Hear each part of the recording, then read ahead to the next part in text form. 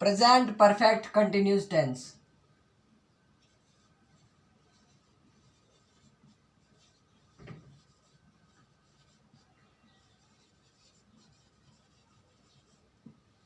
Present perfect continuous tense.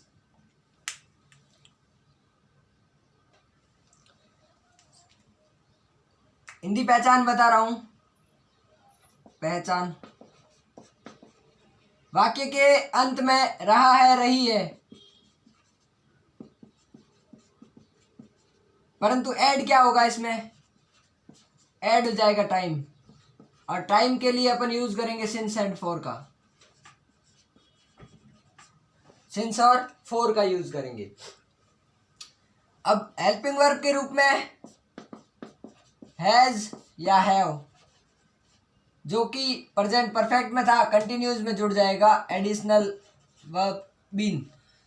और अपन देखते हैं मैन वर्ब, तो जहां पे भी कंटिन्यूस जुड़ता है मैन वर्ब की हमेशा फोर्थ फॉर्म यूज होगी। मैन वर्ब की फर्स्ट फॉर्म प्लस आईएनजी ही मैन वर्ब की फर्स्ट फॉर्म फोर्थ फॉर्म कहलाती है। आगे बात करें तो सेंटेंस मेकिंग की,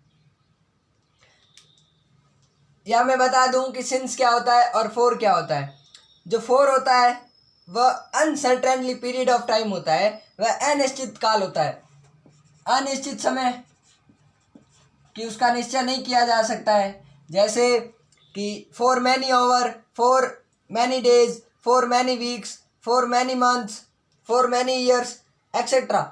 जितने भी अनिश्चित काल है उसके बारे में अपन ध्यान नहीं लगा सकते कि वो किसकी बात कर रहा है, या अनिश्चित समय जिसकी सीमा नहीं हो, अनिश्चित समय।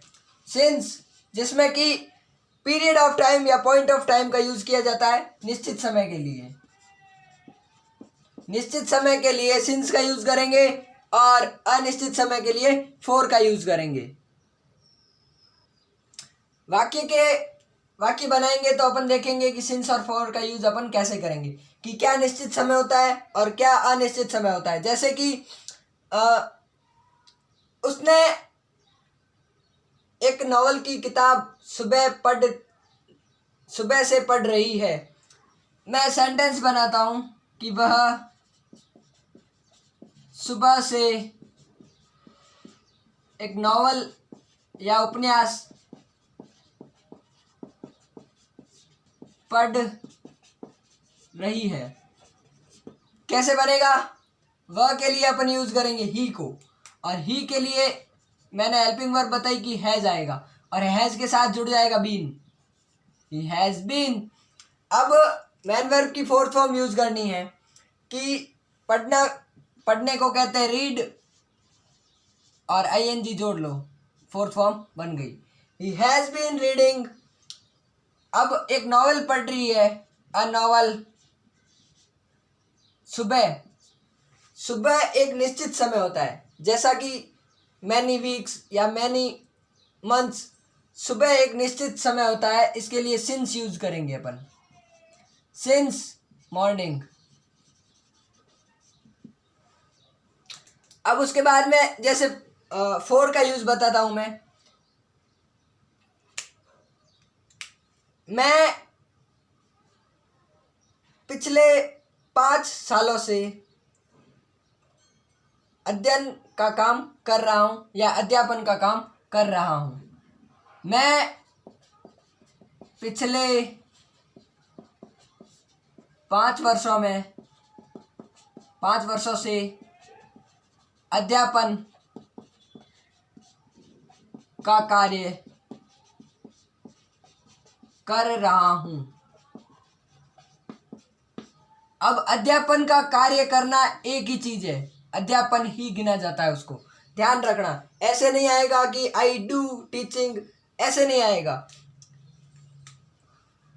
आई के साथ आएगा हैव के साथ आएगा बीन, और बीन अध्यापन का मैंने बताया कि ये एक पूरा सेंटेंस कॉमन है, उसे अध्यापन ही कहते हैं। आई हैव बीन टीचिंग, अध्यापन को कहते हैं पढ़ाना, आई हैव बीन टीचिंग। अब कब से पढ़ा रहा है? पिछले 5 वर्षों से। अनिश्चित समय है कि कौन से पिछले 5 वर्ष, है ना। I have been teaching for last 5 years। इस प्रकार ये सेंटेंस बनते हैं।